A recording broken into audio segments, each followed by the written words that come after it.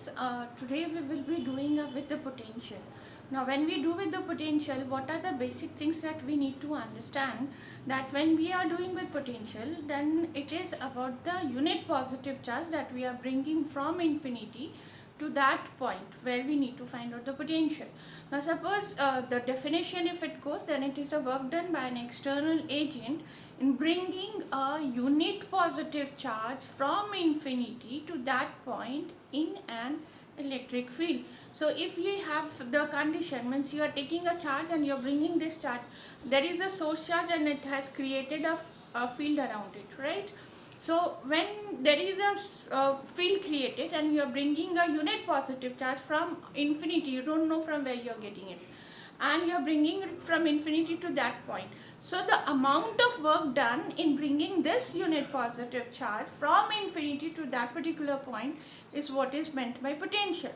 Now if we have to define mathematically, the relations that we have for the potential is V equals to, we have got V equals to W by Q naught. Here Q naught is considered to be the test charge, the charge which we are bringing from infinity. So if you go by the definition, if the unit is joule and this is coulomb, then the 1 volt can be written as 1 joule per coulomb, or the potential's unit, the SI unit of potential is volt, right? So in this case, but why we will consider, why we will study potential in electrostats? Actually the potential is not that important, but the important part is the potential difference. So when we talk of the potential difference, means we take 2 points A or B, we'll find out the potential difference for point A, we'll find out the potential difference for point B, and relative to that we are going to find out the work done in this case. So if we have this condition, work done, suppose if we are asked to find out the dimensional formula, then the work done dimensional formula is ml square t to the power minus 2, and for the charge we have got 8. Okay, so you just substitute it as ml square a to the power minus 1 t to the power minus 3. So that becomes the dimensional formula for the potential. It is a dimensional formula for the potential. Now today's class we are going to find out the potential due to a point charge. Let us find out the general formula that we can have when we are finding out the potential due to a point charge. Now let's see what it is.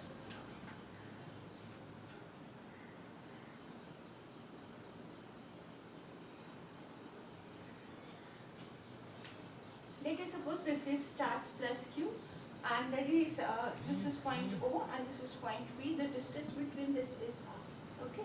So we have taken another points. We have taken 2 more points here.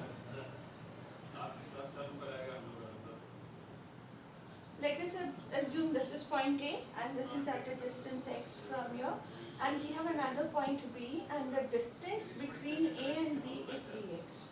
Okay, and you have got another charge coming up from the infinity. You are bringing it from infinity. You are bringing this from infinity. So in that regard, what exactly we have, that key, if you are bringing this charge from infinity, so obviously there is a force over. This is a positive charge and you are bringing it another positive charge from infinity, and that is the force of repulsion. So in this case, when we have the condition, the force of attraction, the force of repulsion is 1 by 4 pi epsilon 0 k. If we take the medium, then it is q naught divided by x square. We take the distance to be x square, isn't it? But then again, we are taking up a very small elementary portion. Here we have the elementary portion, that is, let us assume this to be A and this to be B, so it's easy to understand, and this point is A. So what we have to do, we need to bring this body from here to here. So the work done dW, if we take, then what we find, the repulsive force is acting in the outward direction. Okay, and we are taking this distance in this direction, making an angle of 180 degree. So cos 180 degrees minus 1, so we get minus f dx. This is the reason it is taken minus f dx. So what is the formula? 1 by 4 pi epsilon 0. We take outside, this is q naught, and this is x to the power minus 2 dx. Next, what we need to do, as we have found out the small amount of work done, we will find out the total work done in bringing this unit positive charge from infinity to r. So from where it is the initial point, we take the initial point to lower limit will be infinity and the upper limit will be r. So let's take the complete work done. W is the total work done. So it is from infinity to r, and just let me write it here so that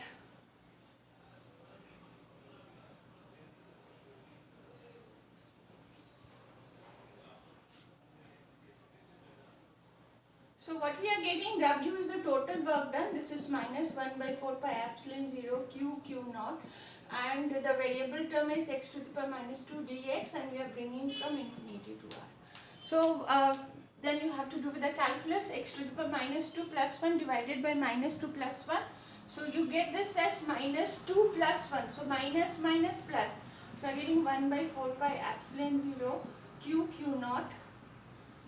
Epsilon 0 you could have taken, if you take the only the medium, it is epsilon 0 free space, then it is x to the power minus 1 minus 2 plus 1 infinity to r. So this is 1 by x, so it is, you are getting 1 by 4 pi epsilon 0 q naught. This is 1 by x and this is infinity to r. So upper limit minus lower limit, if you do,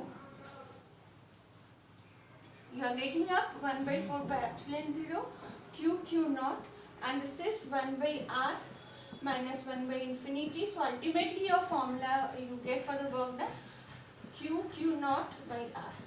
Now by definition V is equals to W by q naught.